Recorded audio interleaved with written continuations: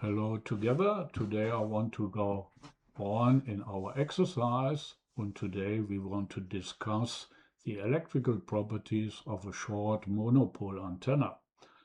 And in the exercise is written that the equivalent circuit of a short monopole antenna above Earth consists of a radiation resistor RR connected in series to the antenna ground capacitance.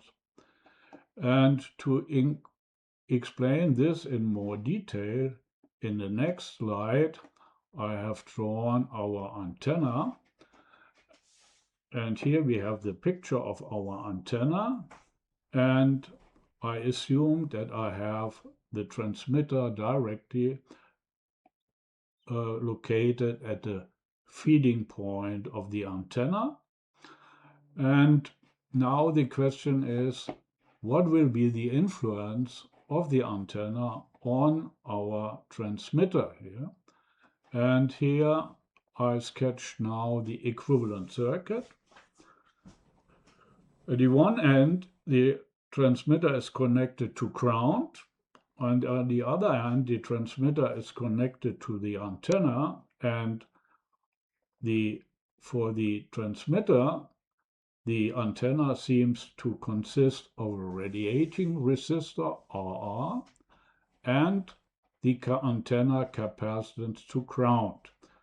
So we will have here reactance of the total reactance of the antenna, or total impedance of the antenna.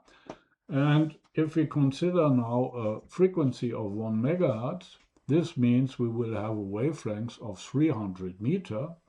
But even if you have an antenna with a height of 35 meter, this means this is a short antenna with respect, or this antenna is short with respect to the wavelength. And here are the equations which we can use to calculate the radiation resistance of the antenna and the capacitance of the antenna with respect to ground. And in the next step, we will calculate now these values. And if we assume now, or if we use now our equations, then we will find that the radiation resistance of this short monopole antenna is quite small. It's only round about 5 ohm. And if we calculate the capacitance, then this antenna will have a capacitance of round about 400 picofarad to the ground. So in the next step, I want to use a parallel inductor to compensate the reactance of the antenna. So we will form a parallel resonance circuit. So we know that this equation we can use to calculate the resonance frequency.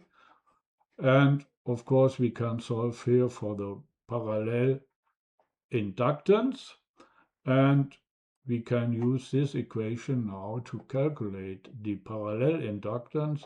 In our case, we will find that we must connect parallel to our antenna an inductance of approximately 65 microhenry, and then this inductance will form a parallel resonance circuit, and the antenna will be at a frequency of 1 megahertz. It will be pure real. And now I want to answer the questions. What will be the voltage across the antenna terminals if I want to transmit a power of 1 kilowatt. This 1 kilowatt can only be must enter the antenna radiation resistance. And in our case, we can now use this equation to calculate the current which must flow through the radiation resistant. And in our case, we will find that the amplitude of this current will be round about 20 ampere.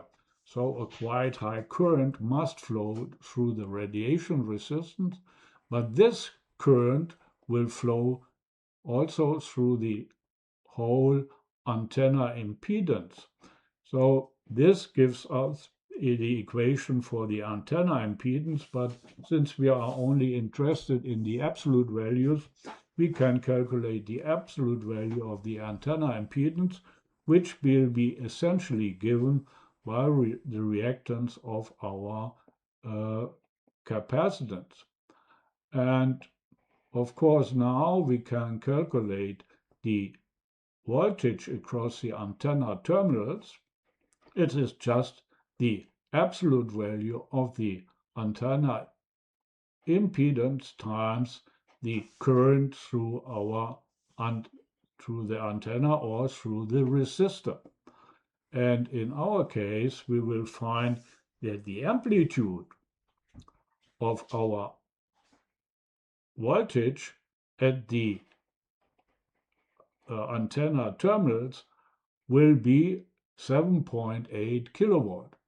So this is why the reason why, for example, a transmitter side for electrical short antennas, if we want to if we want to transmit a quite high power, then we must protect this antenna transmitter side with a fence around the whole antenna or around the whole transmitter side. So thank you for watching the video. Your comments are welcome and please join again.